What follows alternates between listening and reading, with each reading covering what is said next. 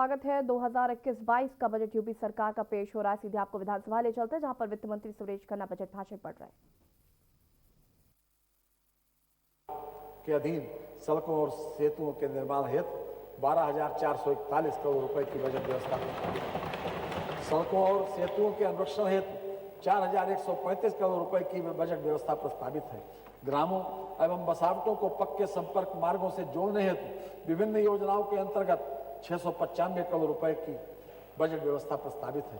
विश्व bank सहायतित Uttar Pradesh core road network परियोजना के अंतर्गत मार्ग निर्माण हेतु 440 करोड़ रुपए तथा Asian development bank सहायतित Uttar Pradesh मुख्य जिला विकास परियोजना के अंतर्गत मार्ग निर्माण हेतु 208 करोड़ रुपए की बजट व्यवस्था प्रस्तावित है। रेलवे उपरिगामी सेतुओं के निर्माण हेतु 1192 करोड़ रुपए की बजट की व्यवस्था प्रस्तावित है। विशेष क्षेत्र कार्यक्रम पूर्वांचल की विशेष योजनाओं के लिए 300 करोड़ रुपए की व्यवस्था प्रस्तावित है। बुंदेलखंड की विशेष योजनाओं के हेतु 210 करोड़ रुपए की व्यवस्था प्रस्तावित है।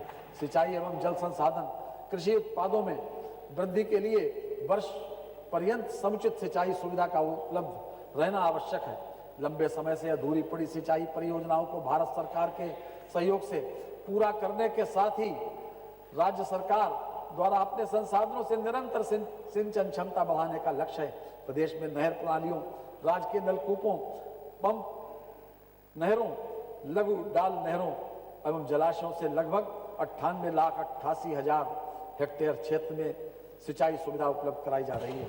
हमारी सरकार द्वारा विगत 3 वर्षों में 11 परियोजनाएं पूर्ण की जा चुकी हैं तथा बाण सागर नहर परियोजना, पहाड़ी बांध परियोजना, जमरार बांध परियोजना, पहुंच बांध पुनरुद्धार परियोजना, घंटा बांध restoration renovation of allied work परियोजना, पंडित दीनदयाल उपाध्याय पथरई बांध परियोजना, लहचुरा बांध परियोजना, मौदहा बांध नहर प्रणाली की क्षमता की पुनर्स्थापना, रसिन बांध परियोजना, लोअर राजघाट कैनाल के 20 से 30 किलोमीटर तक का नवीनीकरण कार्य तथा जाखलौन पंप नहर के हेड रीच पर 2.50 मेगावाट क्षमता के सोलर पावर प्लांट की स्थापना की परियोजना।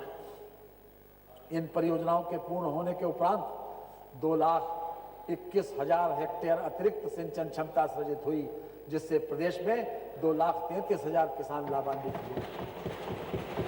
वित्तीय वर्ष 2020-21 में 9 परियोजनाओं को पूर्ण करने का लक्ष्य है। यथा अर्जुन सहायक परियोजना, सरयू नहर परियोजना, उत्तर प्रदेश वाटर रिस्ट्रक्चरिंग परियोजना, उमरहट पंप नहर परियोजना, लखेरी बांध परियोजना, भवानी बांध परियोजना, रतौली बियर परियोजना, जखलौन पंप कैनाल टॉप पर 3.42 मेगावाट क्षमता की सोलर पावर प्लांट की स्थापना तथा बंडई बांध परियोजना। इन परियोजनाओं के पूर्ण होने से 16,41,000 हेक्टेयर सिंचन क्षमता सृजित होगी तथा 40,48,000 कृषक लाभान्वित होंगे।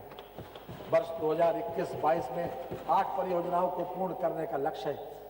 मध्य गंगा नहर परियोजना हेतु 1137 करोड़ रुपए, राजघाट नहर परियोजना हेतु 976 करोड़ रुपए, सरयू नहर परियोजना हेतु 610 करोड़ रुपए, पूर्वी गंगा नहर परियोजना हेतु 271 करोड़ रुपए तथा केन बेतवा लिंक नहर परियोजना हेतु 104 करोड़ रुपए की बजट व्यवस्था प्रस्तावित है। नागरिक उड्डयन राज्य सरकार की उत्तर प्रदेश नागर विमान प्रोत्साहन नीति के अंतर्गत रीजनल कनेक्टिविटी स्कीम के साथ साथ नॉन रीजनल कनेक्टिविटी स्कीम उड़ानों के लिए प्रोत्साहन प्रदान किए जाने की व्यवस्था की गई है। राज्य सरकार की इस नीति के परिणाम स्वरूप विगत 3 वर्षों में उत्तर प्रदेश में ऑपरेशनल एयरपोर्ट्स की संख्या 4 से बढ़कर 7 हो गई है। जनपद अयोध्या में निर्माणाधीन एयरपोर्ट का नाम मर्यादा पुरुषोत्तम श्री राम हवाई अड्डा अयोध्या है।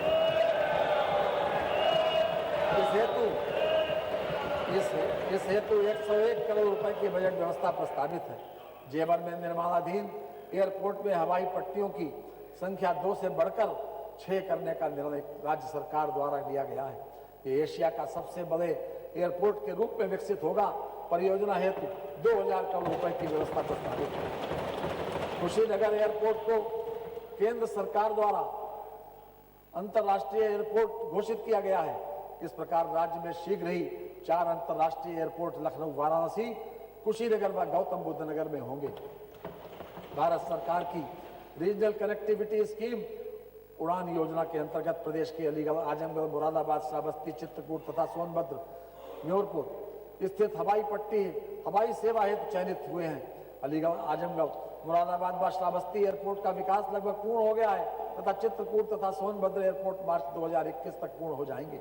ऊर्जा एवं अतिरिक्त ऊर्जा प्रदेश की जनता को निर्बाध विद्युत आपूर्ति सुनिश्चित कराने के लिए तथा सुदूर इलाके तक उपभोक्ताओं को विद्युत संयोजन उपलब्ध कराने, विशेषकर किसानों को सिंचाई हेतु विद्युत की उपलब्धता तथा ग्रामीण उपभोक्ताओं को पर्याप्त विद्युत आपूर्ति सुनिश्चित कराने के संकल्पों के प्रति प्रतिबद्धता के साथ कार्य किया जा रहा है।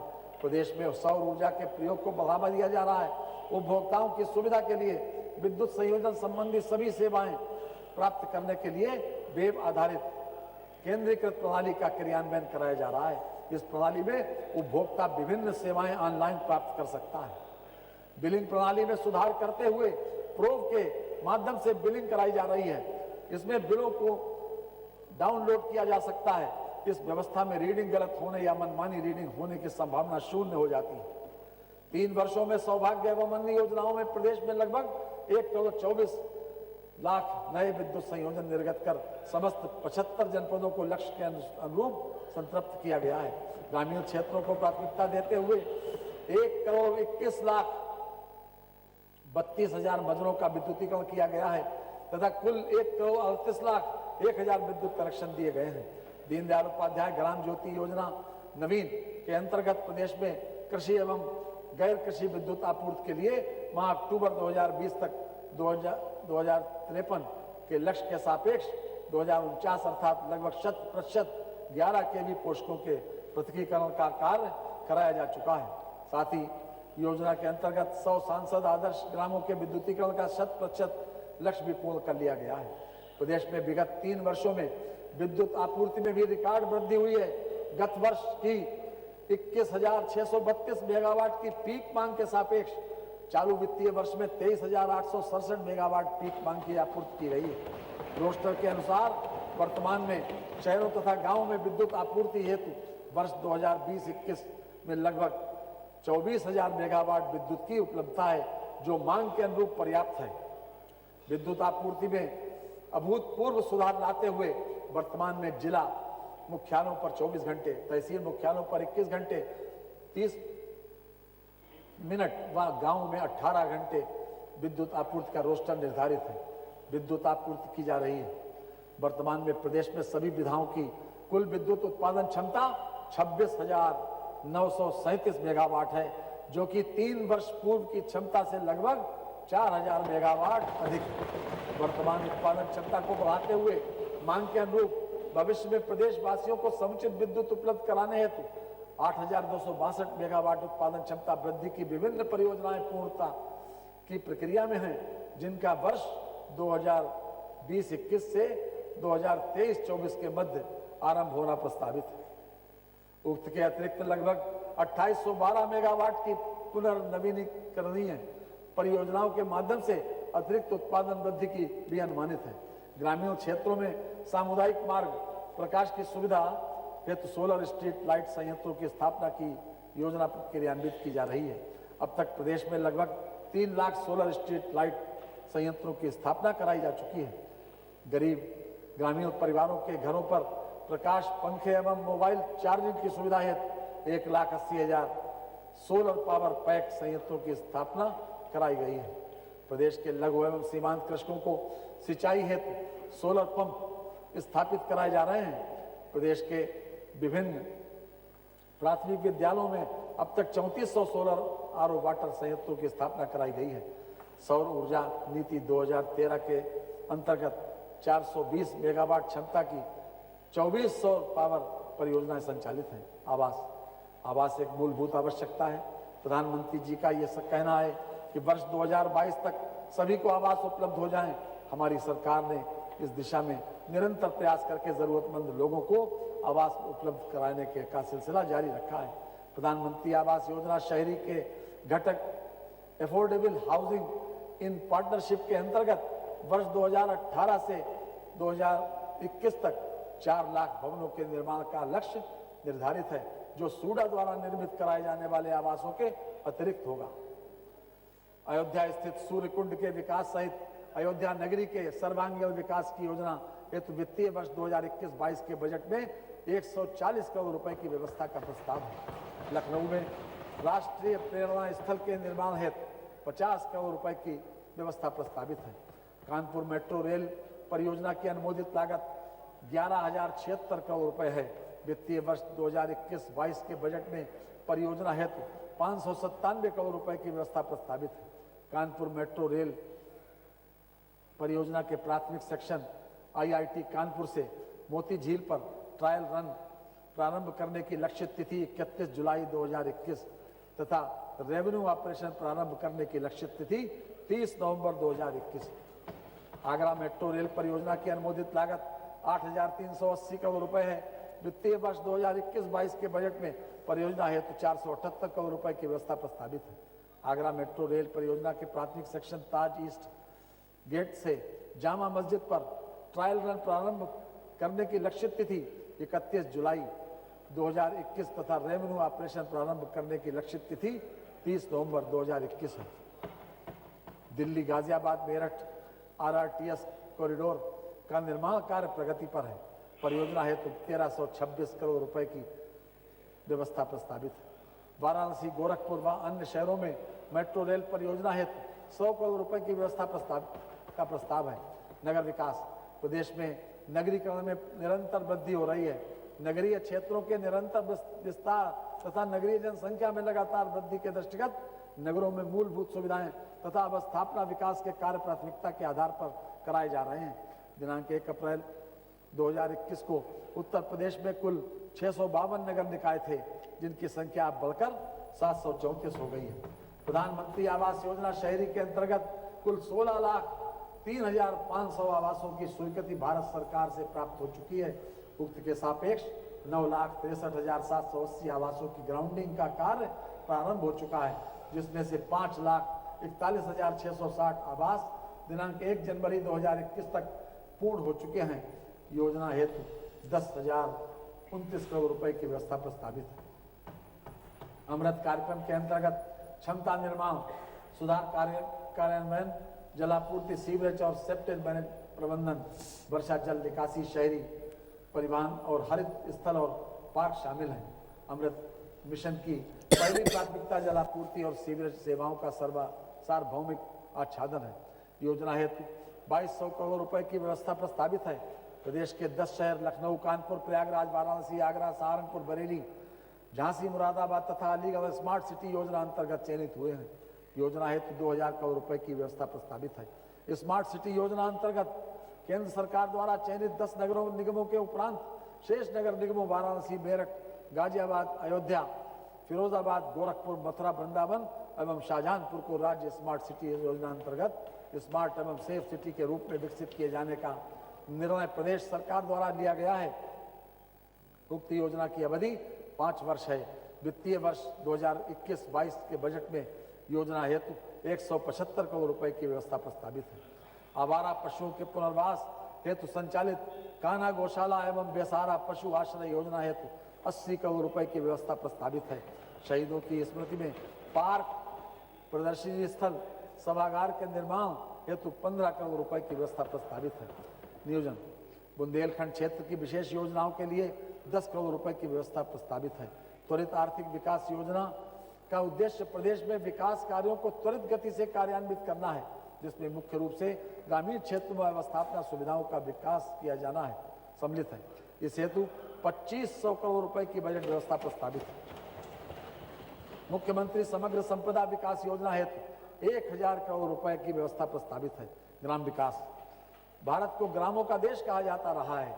दुनिया के अनेक विचारकों ने भारतीय ग्राम्य इकाई की सभ्यता व सौहार्द की प्रशंसा की है। ग्रामों को हर दृष्टि से विकसित करने तथा सभी मूलभूत सुविधाएं उपलब्ध कराना हमारा संकल्प है।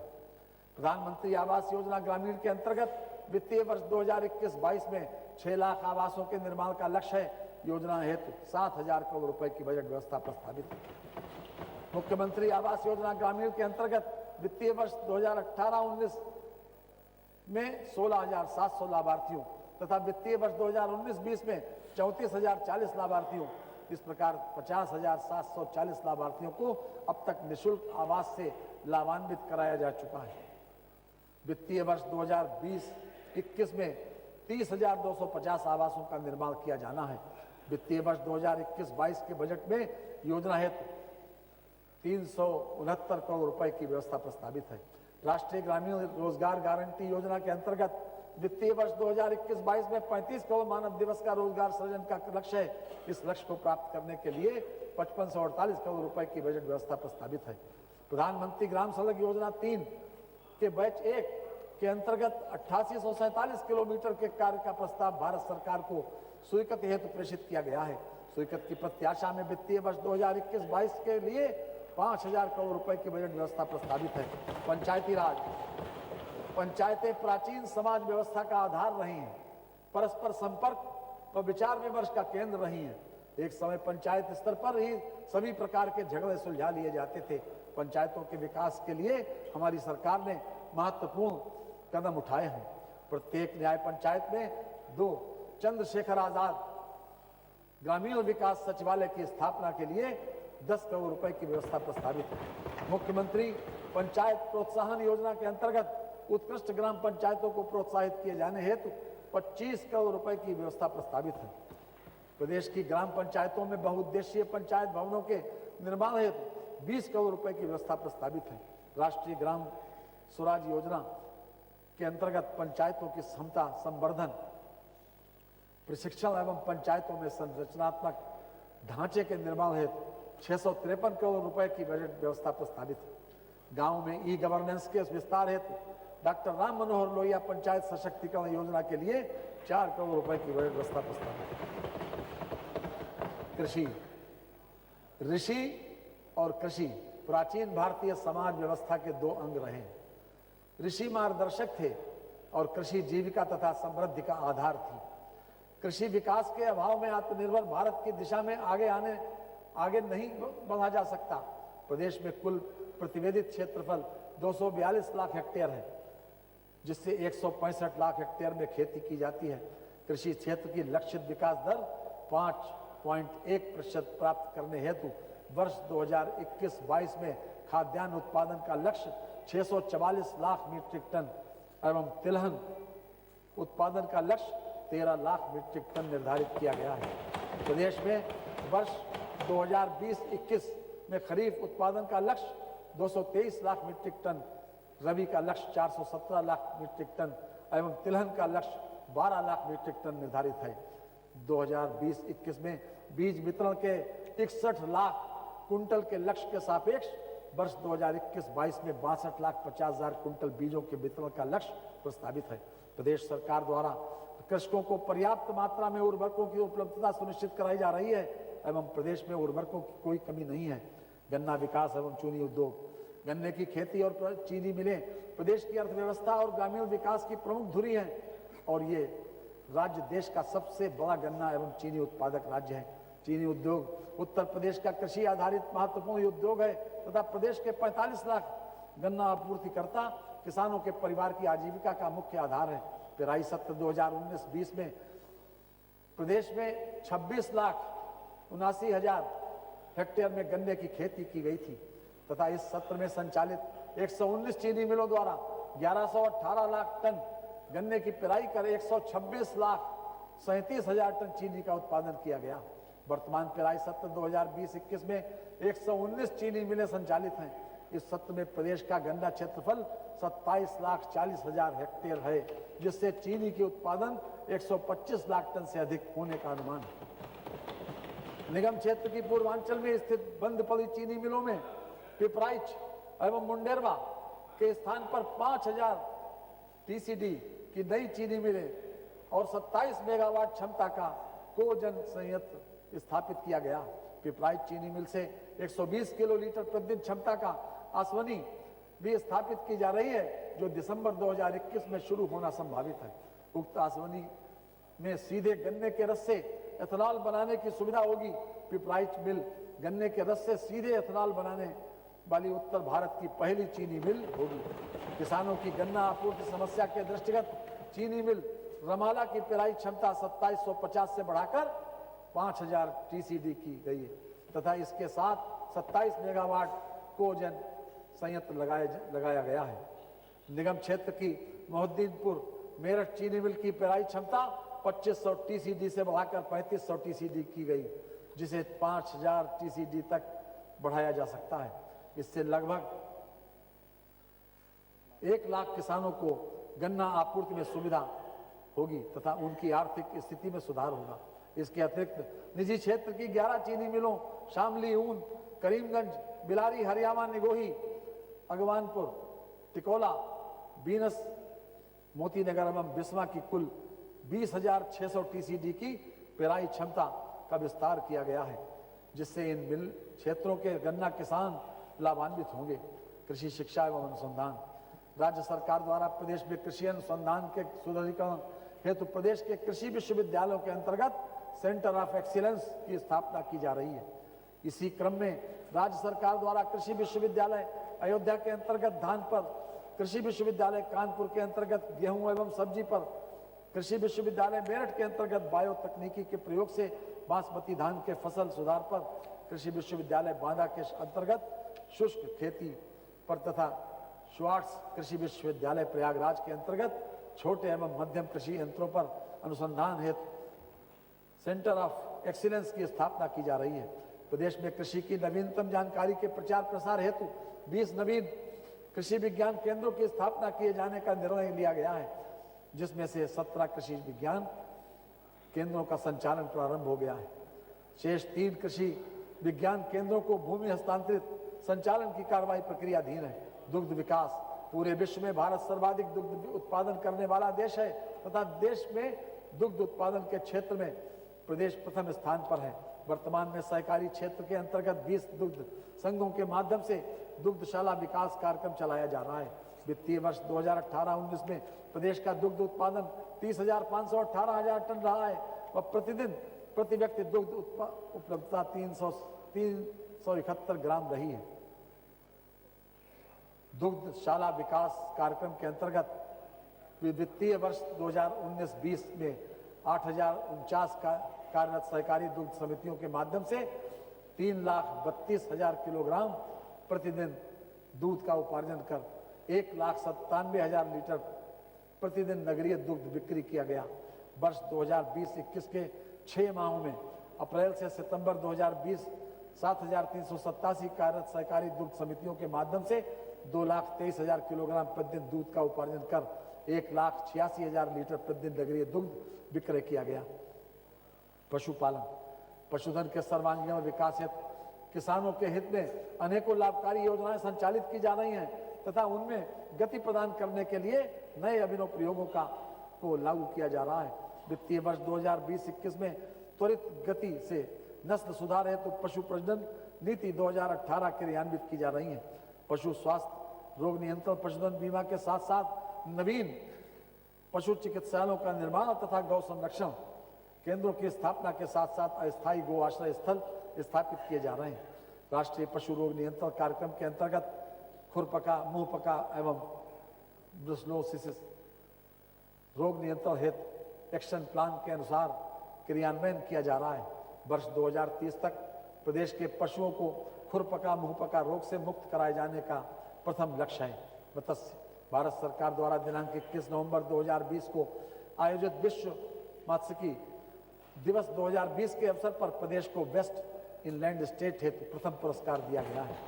वित्तीय वर्ष 2021-22 में ग्राम पंचायतों के स्वामित्व वाले 3,000 हेक्टेयर सामुदायिक तालाबों का 10 वर्षीय पट्टा आवंटन व समस्त स्रोतों से 300 करोड़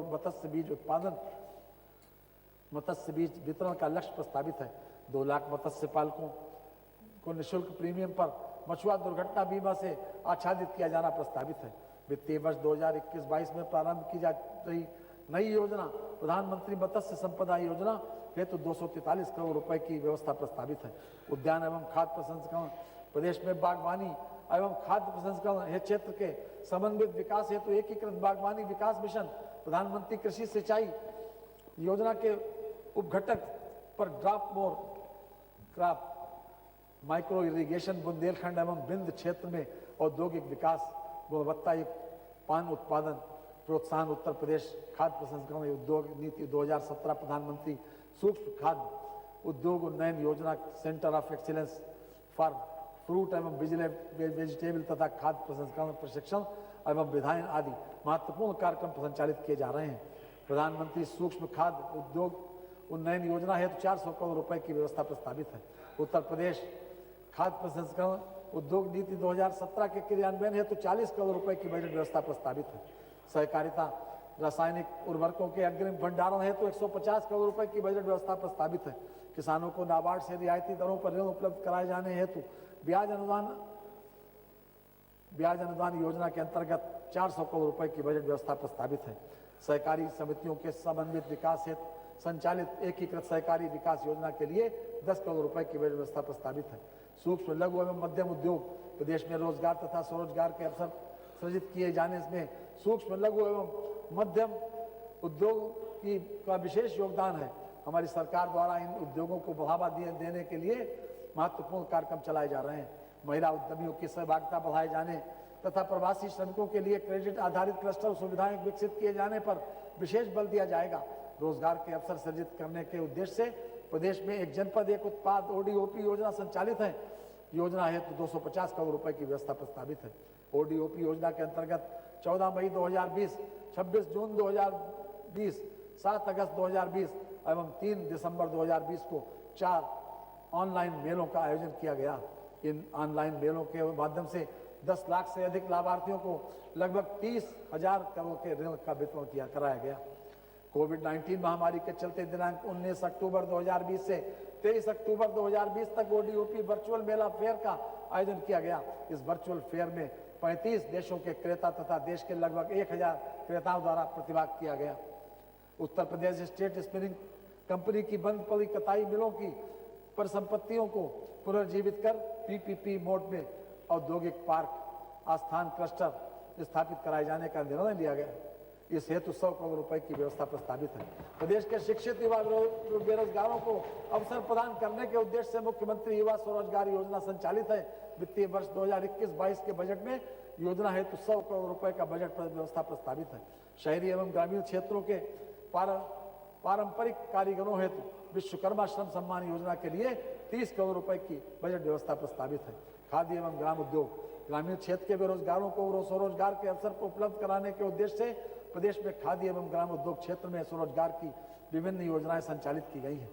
इन योजनाओं में से मुख्यमंत्री ग्रामोद्योग रोजगार योजना अंतर्गत सामान्य महिला एवं आरक्षित वर्ग के लाभार्थियों को 10 लाख रुपए तक ब्याज रहित ऋण तथा सामान्य वर्ग के पुरुष लाभार्थियों को 4% वार्षिक ब्याज पर बैंकों के माध्यम से ऋण उपलब्ध कराया जाता है। व्यवहारिक कौशल सुधार एवं अन्य प्रशिक्षण कार्यक्रम के अंतर्गत उद्यमियों को प्रशिक्षण केंद्रों के माध्यम से प्रशिक्षण प्रदान किया जा रहा है। पंडित दीनदयाल उपाध्याय खादी विपणन विकास सहायता योजना अंतर्गत 34% खादी कामगारों को 33% विपणन विकास हेतु तथा 33% खादी संस्थाओं को उत्पादन हेतु सहायता प्रदान की जाती है। प्रदेश में माटी कला की परंपरागत कला एवं कारीगरों को संरक्षित संवर्धित करते हुए नवाचार के माध्यम से अधिकाधिक शिल्पियों कारीगरों को रोजगार से जोड़ने हेतु वित्तीय वर्ष 2021-22 के बजट में 10 करोड़ रुपए की व्यवस्था प्रस्तावित है। हथकरघा एवं वस्त्र उद्योग कृषि क्षेत्र के बाद हथकरघा उद्योग प्रदेश का सर्वाधिक रोजगार उपलब्ध कराने वाला विकेंद्रीकृत कुटीर उद्योग है। प्रदेश में लगभग 2 लाख हथकरघा बुनकर एवं लगभग 1,10,000 हथकरघे हैं। प्रदेश में 2,60,000 पावर लूमों पर 5,50,000 पावर लूम बुनकर अपना जीविकोपार्जन कर रहे हैं। वित्तीय वर्ष 2021-22 में वस्त्रोद्योग के क्षेत्र में 25,000 रोजगार सृजन का लक्ष्य है। हथकरघा बुनकरों को प्रोत्साहन एवं सम्मान प्रदान करने हेतु संत कबीर राज्य हथकरघा पुरस्कार योजना संचालित है। पावर लूम बुनकरों को राज्य सरकार द्वारा रियायती दर पर विद्युत आपूर्ति कराई जा रही है। IT एवं इलेक्ट्रॉनिक्स तकनीक और आधुनिक विज्ञान ज्ञान का प्रमुख तत्व है।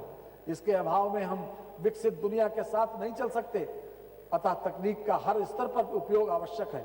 सूचना प्रौद्योगिकी एवं इलेक्ट्रॉनिक्स उद्योग उत्तर प्रदेश सरकार के सर्वोच्च प्राथमिकता वाले उद्योगों में से एक है हमारी सरकार द्वारा उत्तर प्रदेश इलेक्ट्रॉनिक्स विनिर्माण नीति 2017 तथा उत्तर प्रदेश सूचना प्रौद्योगिकी एवं स्टार्टअप नीति 2017 प्रख्यापित की गई है।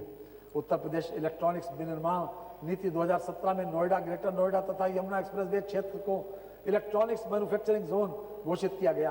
5 वर्षों में 20,000 करोड़ रुपए के निवेश के लक्ष्य को 3 साल में ही अर्जित कर लिया गया है। उक्त नीति की अपूर्व सफलता को देखते हुए सरकार द्वारा नई उत्तर प्रदेश इलेक्ट्रॉनिक्स विनिर्माण नीति 2020 प्रख्यापित की गई, जिसमें इलेक्ट्रॉनिक्स उद्योग के प्रदेश के सभी क्षेत्रों में एक समान विकास के लिए नई नीति से संपूर्ण राज्य को आच्छादित किया गया है। इस नीति में अगले 5 वर्षों में 40,000 व्यक्तियों के लिए रोजगार सृजन का लक्ष्य रखा गया है। यमुना एक्सप्रेसवे में जेवर एयरपोर्ट के समीप एक इलेक्ट्रॉनिक सिटी की स्थापना, बुंदेलखंड में रक्षा इलेक्ट्रॉनिक्स मैन्युफैक्चरिंग क्लस्टर की स्थापना का लक्ष्य रखा गया है। उत्तर प्रदेश के विभिन्न जनपदों में लगभग 200 करोड़ रुपए के निवेश तथा लगभग 15,000 रोजगार संभावनाओं को युक्त आईटी पार्क्स की स्थापना software technology parks of India के सहयोग से की जा रही है। लखनऊ में एयरपोर्ट के सामने नादरगंज में 40 एकड़ क्षेत्रफल में पीपीपी मॉडल पर अत्याधुनिक सूचना प्रौद्योगिकी कॉम्प्लेक्स का निर्माण प्रस्तावित है, जिसमें देश का सबसे बड़ा इंक्यूबेशन सेंटर बनाए जाने हेतु सहमति हो गई है। बेसिक शिक्षा मनुष्य निर्माण की पहली शर्त है। ये अबोध बच्चों को सबोध बनाती है। शिक्षा के अभाव में आदर्श मनुष्य की कल्पना नहीं की जा सकती है। बेसिक शिक्षा की गुणवत्ता बड़ी चुनौती रही। प्रारंभिक शिक्षा के सार्वभौमिक लक्ष्य की प्राप्ति हेतु हमारी सरकार संकल्पबद्ध है। 6 से 14 वर्ष के बच्चों को कक्षा 1 से 8 तक निःशुल्क शिक्षा सुलभ कराने हेतु अनेक योजनाएं तथा कार्यक्रम संचालित किए जा रहे हैं। प्रदेश में बेसिक शिक्षा के अधीन शासकीय एवं अशासकीय लगभग 2,54,634 विद्यालय संचालित हैं, जिनमें प्रदेश के सभी बच्चों के लिए 1 से 3 किलोमीटर की परिधि में विद्यालय की सुविधा उत्पन्न है। हमारा संकल्प है कि सभी बच्चे खूब पढ़ें, आगे बढ़ें, साथ ही कक्षा 1 से 8 तक की पढ़ाई अवश्य पूर्ण करें। शैक्षिक सत्र 2020-21 में 1,34,418 परिषदीय उच्च प्राथमिक विद्यालयों में स्कूल चलो अभियान के अंतर्गत 1,60,000 करोड़ बच्चों को प्रवेश दिलाया गया है। प्रदेश सरकार ने वर्ष 2019-20 में बच्चों के चिन्हीकरण, पंजीकरण एवं नामांकन हेतु नवीन कार्यक्रम शारदा संचालित किया है।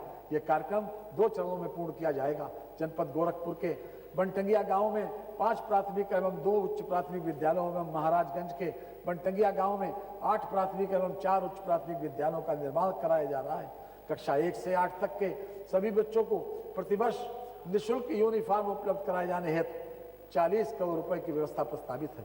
सभी बच्चों को जूता, मोजा एवं स्वेटर उपलब्ध कराए जाने हेतु वित्तीय वर्ष 2021-22 में 300 करोड़ रुपए की व्यवस्था प्रस्तावित है। कक्षा 1 से लेकर कक्षा 8 तक के छात्र छात्राओं को स्कूल बैग उपलब्ध कराए जाने हेतु वित्तीय वर्ष 2021-22 में बजट में 110 करोड़ रुपए की बजट व्यवस्था प्रस्तावित है।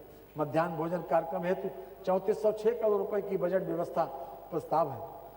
वर्ष 2021-22 के बजट में समग्र शिक्षा अभियान हेतु 18,172 करोड़ रुपए की बजट व्यवस्था प्रस्तावित है। माध्यमिक शिक्षा प्रदेश में 2285 राजकीय, 4512 अशासकीय सहायता प्राप्त एवं 20,558 वित्तविहीन माध्यमिक विद्यालय अर्थात कुल 27,355 माध्यमिक विद्यालय संचालित हैं। केंद्र सरकार के दिशा निर्देशों के अनुसार प्रदेश के प्रत्येक मंडल में एक सैनिक स्कूल की स्थापना कराई जाएगी। इस हेतु निजी क्षेत्र की सहभागिता भी प्राप्त की जाएगी। राज्य सरकार द्वारा सैनिक स्कूलों की स्थापना के लिए भूमि उपलब्ध कराई जाएगी। सैनिक स्कूल मैनपुरी, झांसी एवं अमेठी के अवशेष कार्यों को पूर्ण कराने तथा जनपद गोरखपुर में एक नवीन सैनिक स्कूल का निर्माण कार्य कराने हेतु 90 करोड़ रुपए की व्यवस्था प्रस्तावित है। सहायता प्राप्त अशासकीय माध्यमिक विद्यालयों में अवस्थापना सुविधाओं के विकास हेतु 200 करोड़ रुपए की बजट व्यवस्था प्रस्तावित है। सहायता प्राप्त अशासकीय माध्यमिक विद्यालयों, राजकीय संस्कृत विद्यालयों में अवस्थापना सुविधा, उत्तर प्रदेश संस्कृत शिक्षा निर्देशालय के गठन तथा उत्तर प्रदेश माध्यमिक संस्कृत शिक्षा परिषद के कार्यालय भवन के निर्माण हेतु 5 करोड़ रुपए की बजट व्यवस्था प्रस्तावित है। संस्कृत विद्यालयों, अध्ययनरत निर्धन छात्रों को गुरुकुल पद्धति के अनुसार निःशुल्क छात्रावास एवं भोजन की सुविधा प्रदान की जाएगी। कैप्टन मनोज कुमार पांडे सैनिक स्कूल सरोजनी नगर को विकसित कर उसकी क्षमता को दोगुना किए जाने, बालिका कैडेट हेतु 150 की क्षमता के छात्रावास का निर्माण कराए जाने तथा 1000 क्षमता के निर्माणाधीन ऑडिटोरियम के निर्माण के कार्यों हेतु 15 करोड़ रुपए की व्यवस्था प्रस्तावित है। निर्माणाधीन राजकीय इंटर कॉलेजों के अवशेष कार्य पूर्ण कराए जाने हेतु 100 करोड़ रुपए की बजट व्यवस्था प्रस्तावित है। राजकीय एवं सहायता प्राप्त माध्यमिक विद्यालयों में कार्यरत अतिथि विषय विशेषज्ञ के मासिक मानदेय की धनराशि हाई स्कूल स्तर पर 8,000 रुपए से बढ़ाकर 12,000 रुपए तथा इंटर पर 10,000 रुपए से बढ़ाकर 15,000 रुपए की गई है। उच्च शिक्षा। भारत एक समय सारी दुनिया में ज्ञान व शिक्षा का केंद्र था। उत्तर प्रदेश का भूभाग संस्कृति दर्शन के लिए प्रमुख आकर्षण था। हमारी सरकार ने उच्च शिक्षा को अंतर्राष्ट्रीय स्तर पर शिक्षा बनाने का संकल्प लिया है। प्रदेश में उच्च शिक्षा के उद्देश्यों की पूर्ति हेतु वर्तमान में 16 राज्य विश्वविद्यालय, 1 मुक्त विश्वविद्यालय, 1 डीम्ड विश्वविद्यालय, 27 निजी विश्वविद्यालय, 170 राजकीय महाविद्यालय, 331 सहायता प्राप्त अशासकीय महाविद्यालय एवं 6531 स्ववित्त पोषित महाविद्यालय संचालित हैं। असेवित क्षेत्रों में विश्वविद्यालयों तथा महाविद्यालयों की स्थापना की जा रही है। प्रदेश के असेवित मंडलों में प्रत्येक मंडल में 1 राज्य विश्वविद्यालय की स्थापना कराई जाएगी। जनपद सहारनपुर, आजमगढ़ एवं अलीगढ़ में 3 नए राज्य विश्वविद्यालय की स्थापना हेतु भूमि की उपलब्धता सुनिश्चित की गई है। सिद्धार्थ विश्वविद्यालय, कपिल वस्तु सिद्धार्थनगर, प्रोफेसर राजेंद्र सिंह रज्जू भैया विश्वविद्यालय प्रयागराज तथा ख्वाजा मोइनुद्दीन चिश्ती भाषा विश्वविद्यालय लखनऊ के भवनों का निर्माण प्रगति पर है।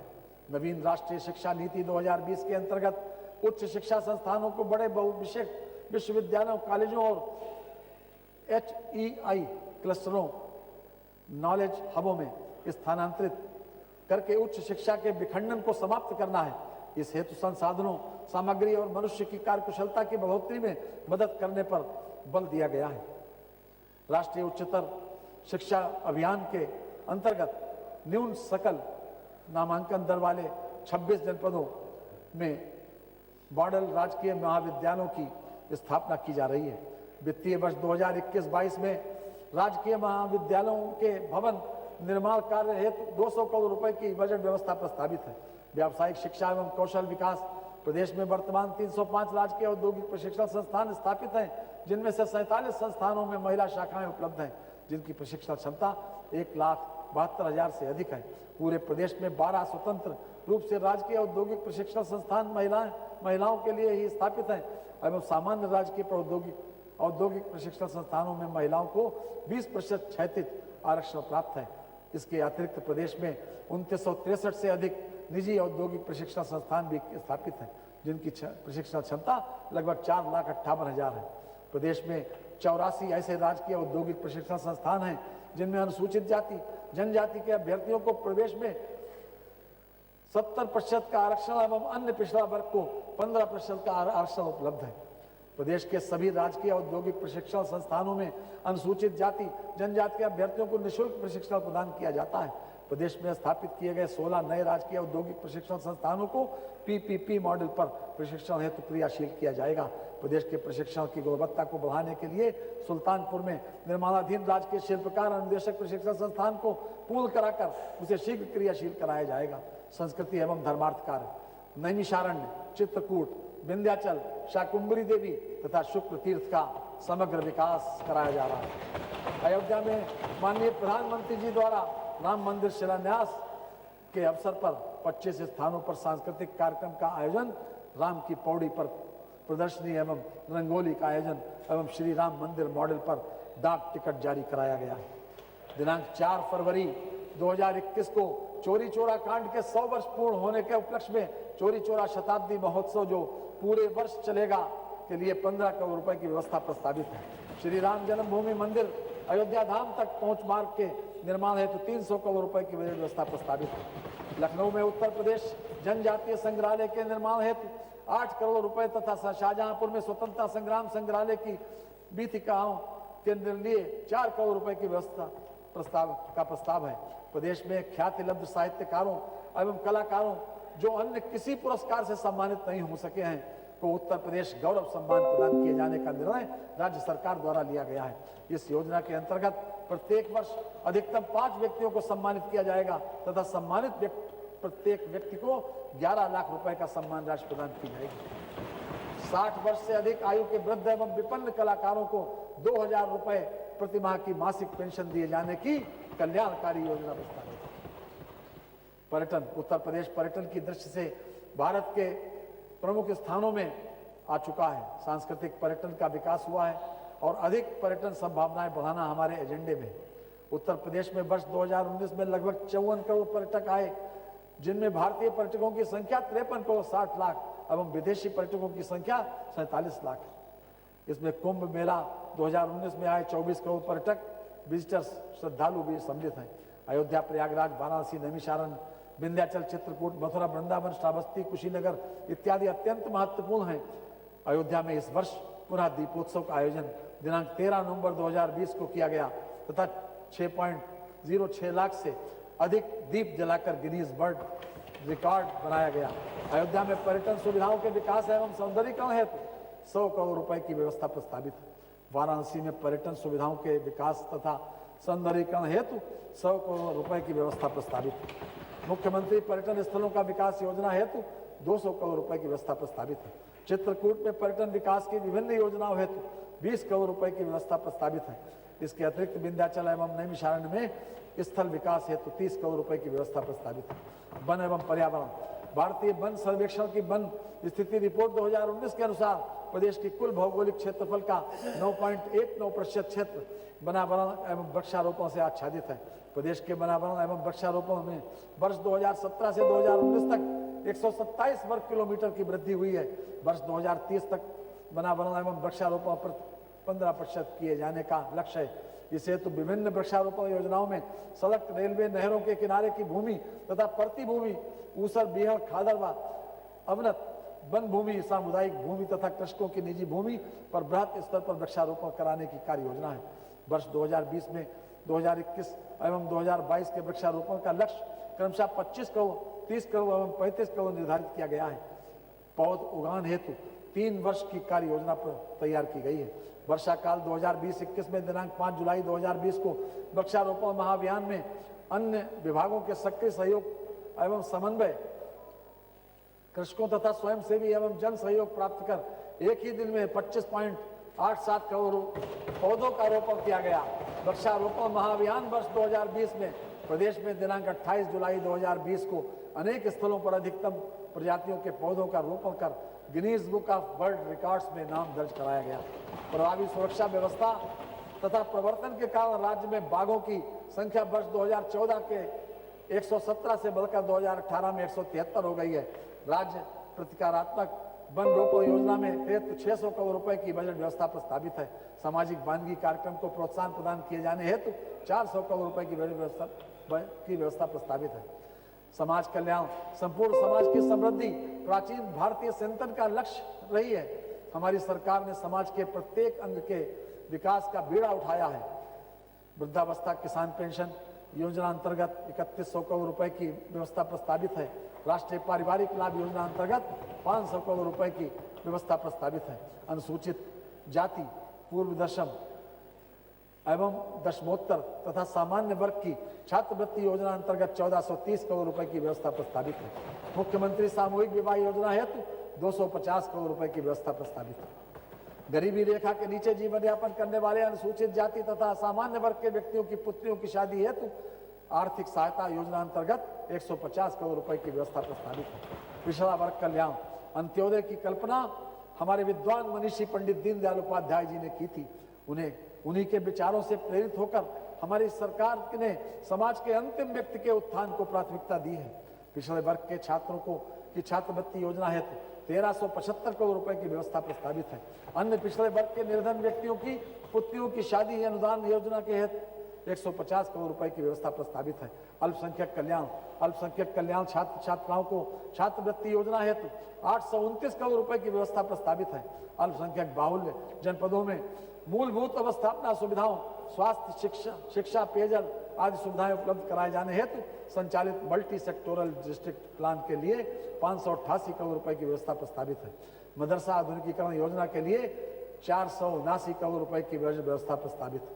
दिव्यांगजन कल्याण दिव्यांग पेंशन योजना के अंतर्गत लगभग 10,87,000 पात्र दिव्यांगजन को 500 रुपए प्रतिमाह की दर से पेंशन दिए जाने हेतु 720 करोड़ रुपए की व्यवस्था प्रस्तावित है। कुष्ठ दिव्यांगजनों को पुनर्वासित करने एवं उनका जीवन बेहतर बनाने के उद्देश्य से 2500 रुपए की राशि प्रतिमाह प्रति लाभार्थी को दी जाती है। इस हेतु 39 करोड़ रुपए की बजट व्यवस्था प्रस्तावित है।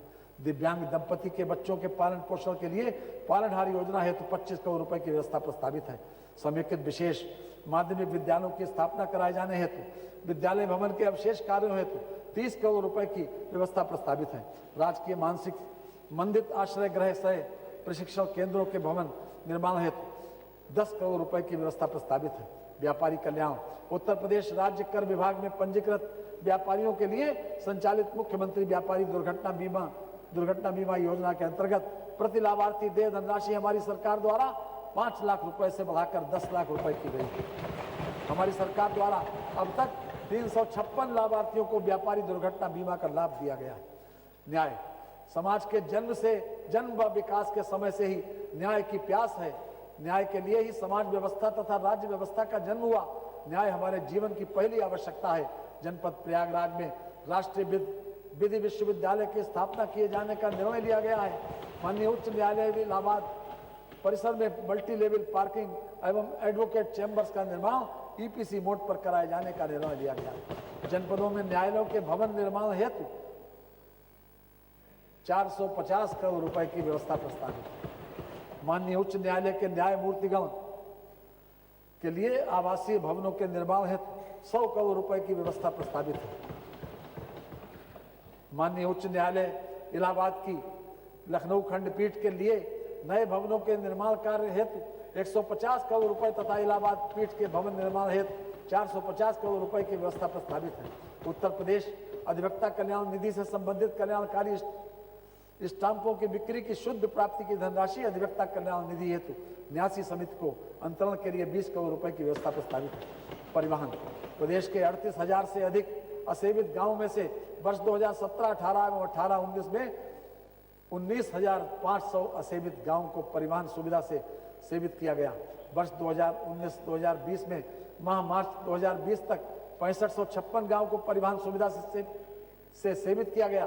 पड़ोसी देश नेपाल हेतु दिल्ली से महेंद्र नगर, पोखरा, नेपालगंज, अयोध्या से जनकपुर, लखनऊ से रुपईडीहा, नेपालगंज के लिए अंतर्राष्ट्रीय बस सेवा का संचालन प्रारंभ किया गया। बस स्टेशनों के आधुनिकीकरण के दृष्टिगत प्रदेश के 23 प्रमुख बस स्टेशनों को पीपीपी पद्धति पर विकास किया जाना प्रस्तावित है। निर्भया योजना के अंतर्गत महिलाओं के लिए 50,000 वातानुकूलित पिंक सेवाएं संचालित हैं, जिसमें महिला यात्रियों की सुरक्षा हेतु सभी बसों में सीसीटीवी कैमरा तथा पैनिक बटन लगाए गए हैं।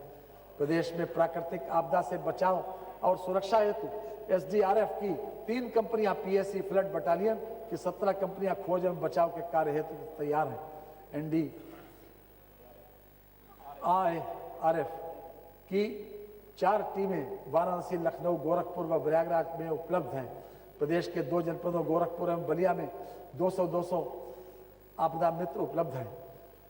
आपदा पूर्व चेतावनी तथा राहत संबंधी महत्वपूर्ण जानकारियों को किसानों तक सरलता से पहुंचाने के संबंध में application integrated early warning system तैयार किया गया है, जिसके माध्यम से मौसम विभाग द्वारा सैटेलाइट की मदद से जारी की जाने वाली खराब मौसम एवं वज्रपात से पूर्व चेतावनियों को आम जनमानस को ऑटोमेटिक एसएमएस अलर्ट एवं मैसेज के माध्यम से प्रेषित किया जाता है, जो बिना किसी मानवीय हस्तक्षेप के रियल टाइम में लोगों तक पहुंचते हैं।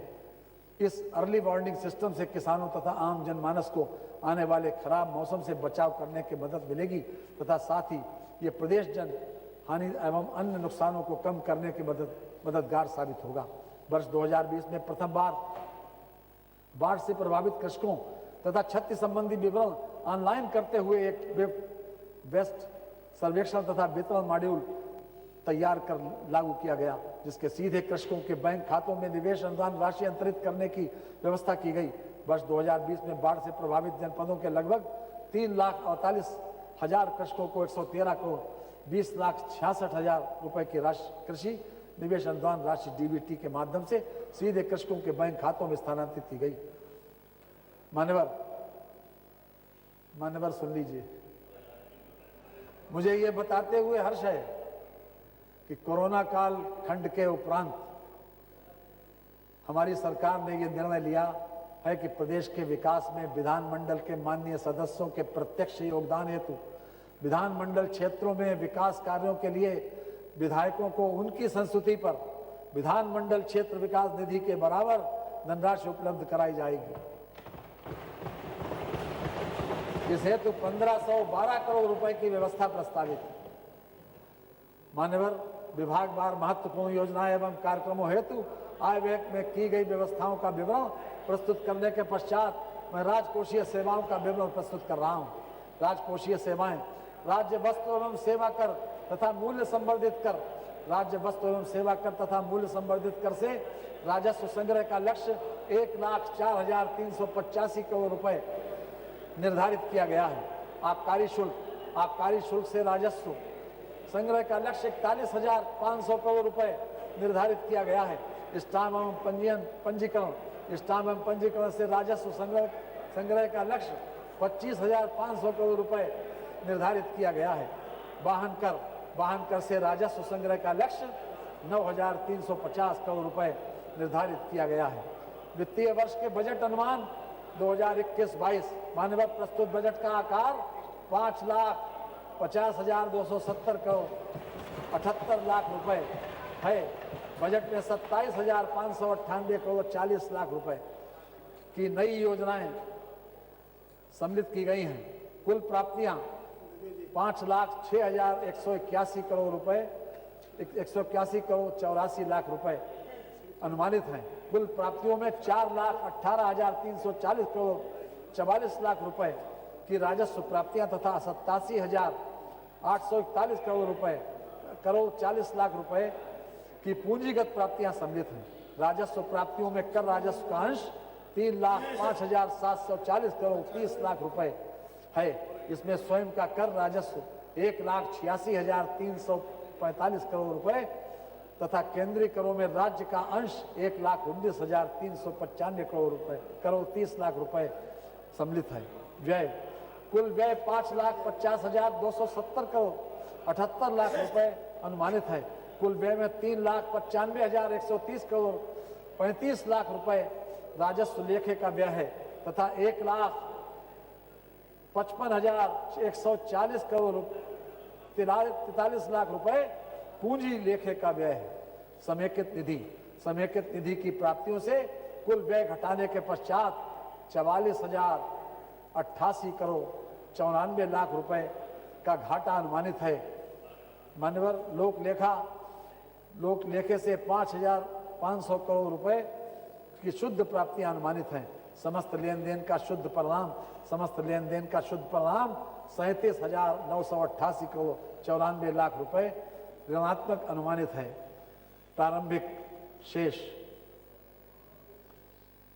14,033 करोड़ 12 लाख रुपए को हिसाब में लेते हुए अंतिम शेष 23,955 करोड़ 82 लाख रुपए ऋणात्मक रहना अनुमानित है।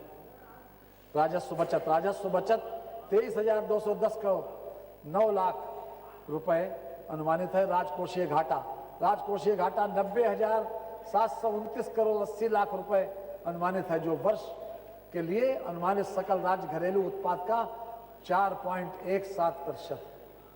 राज्य की ऋणग्रस्तता सकल राज्य घरेलू उत्पाद का 28.1% अनुमानित है। मानवर में माननीय मुख्यमंत्री जी एवं माननीय वित्त राज्य मंत्री जी तथा मंत्रिपरिषद के अपने सभी माननीय सदस्यों का अत्यंत आभारी हूं कि जिनके सहयोग एवं परामर्श से बजट प्रस्तुत करने में सक्षम हो सका हूं। मैं अपर मुख्य सचिव वित्त एवं वित्त आयुक्त और वित्त विभाग के अधिकारियों एवं कर्मचारियों तथा सभी विभागों के अधिकारियों एवं कर्मचारियों के प्रति अपना आभार प्रकट करता हूं, जिन्होंने इस बजट को तैयार करने में बहुमूल्य सहयोग प्रदान किया है।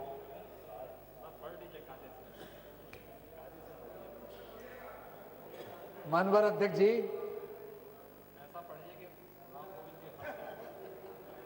प्यार का रास्ता ढूंढेगी ये पवित्र सभा,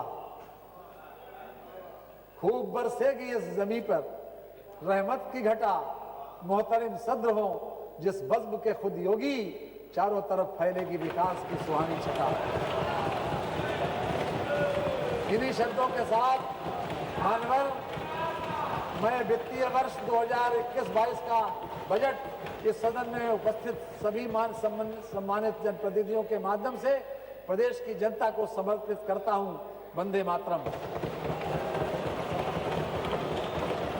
मैं समझता हूं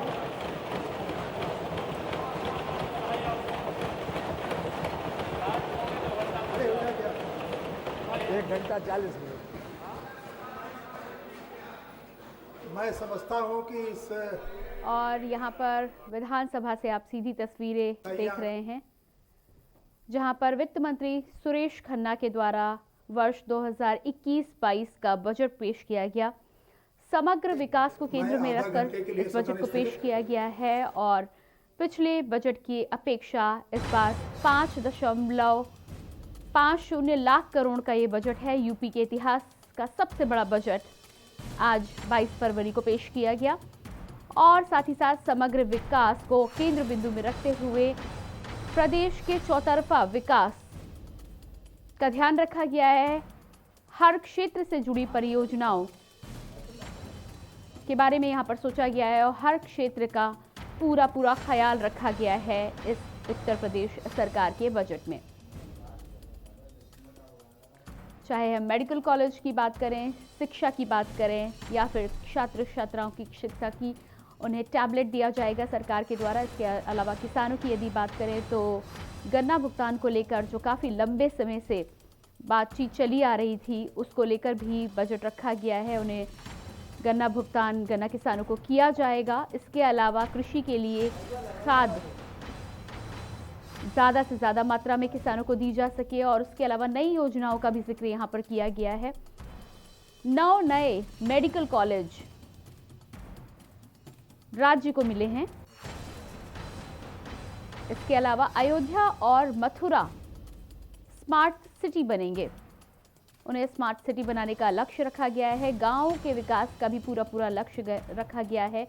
रोस्टर के हिसाब से उन्हें 18 घंटे बिजली आपूर्तिकरण करने का भी लक्ष्य इस बजट में रखा गया है। तमाम परियोजनाओं को और आंकड़ों को यदि हम देखते हैं तो उत्तर प्रदेश सरकार का ये बजट इतिहास का सबसे बड़ा बजट और साथ ही साथ समग्र विकास को केंद्र बिंदु में रखकर तैयार किया गया ये पूर्णकालिक आखिरी बजट योगी सरकार का। इसके साथ ही साथ अयोध्या और मथुरा को स्मार्ट सिटी बनाने के साथ ही साथ अयोध्या में एयरपोर्ट भी बनेगा, जिसका नामकरण श्री राम के नाम पर किया जाएगा। जेवर एयरपोर्ट परियोजना की भी शुरुआत होगी। आदर्श गांवों के लिए विद्युतीकरण का लक्ष्य रखा गया है। गांवों में 18 घंटे बिजली। विकास के लिए 100 करोड़ रुपए प्रस्तावित किए गए हैं। छात्रों को टैबलेट उपलब्ध कराया जाएगा। इसके अलावा मुख्यमंत्री अभ्युदय योजना के द्वारा फ्री कोचिंग गरीब छात्रों के लिए चलाई जाएगी। मिशन शक्ति में महिलाओं को मिलेगी सुरक्षा। संस्कृत विद्यालय में फ्री छात्रावास। इसके अलावा अधिक उत्पाद वाली फसलों को चिन्हित किया जाएगा ताकि किसानों को अधिक से अधिक लाभ मिले। शिक्षा की यदि हम बात करें तो गुरुकुल पद्धति के फ्री छात्रावास गरीबों के लिए बनाए जाएंगे।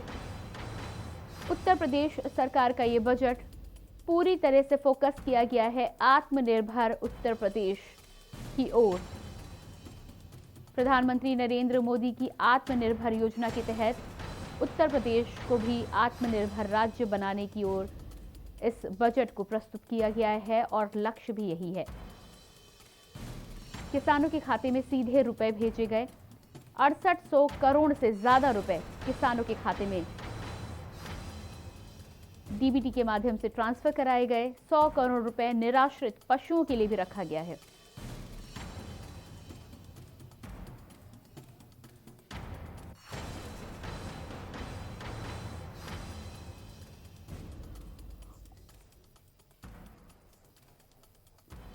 और बजट पर ज्यादा बातचीत के लिए हमारे प्रमुख संवाददाता अभिषेक सिंह हमारे साथ लाइव जुड़े हुए हैं।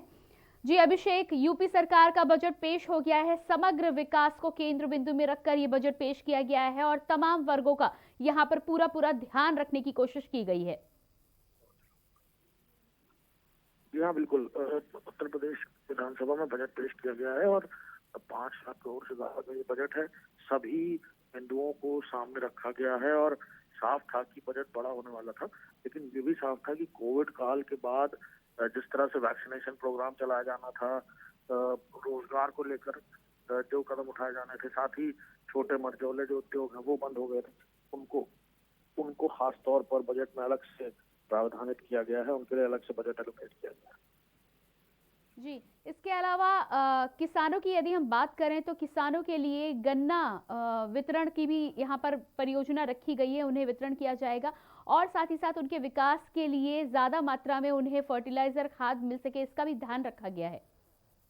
जी हाँ, बिल्कुल। साथ ही साथ किसानों के लिए अलग से पहले से ये बात कयासें लगाई जा रही थी कि जिस तरह किसान आंदोलित है लगातार और सरकार कई बार कोशिश भी कर रही है कि कहीं ना कहीं उनसे राब्ता बैठे, बातचीत हो पाए। तो ये साफ था कि उत्तर प्रदेश में बजट में किसानों के लिए अलग से प्रावधान किया जाना था और उन्हें आत्मनिर्भर बनाए जाने को लेकर के समन्वित विकास योजना संचालित की गई, जिसमें 100 करोड़ रुपए की व्यवस्था प्रस्तावित है। साथ ही साथ 600 करोड़ रुपए की बजट में व्यवस्था की गई है मुख्यमंत्री कृषि दुर्घटना कल्याण योजना के अंतर्गत। साथ ही साथ आपको बताएं कि किसानों को मुफ्त पानी की सुविधा के लिए 700 करोड़ रुपए बजट में शामिल किए गए हैं। साथ ही रियायती दरों पर किसानों को फसली ऋण उपलब्ध कराने के लिए भी 400 करोड़ रुपए की व्यवस्था प्रस्तावित की गई है बजट में। जी, इसके अलावा लोन भी उन्हें कम ब्याज दरों पर मिलेगा और आसानी से मिल सकेगा।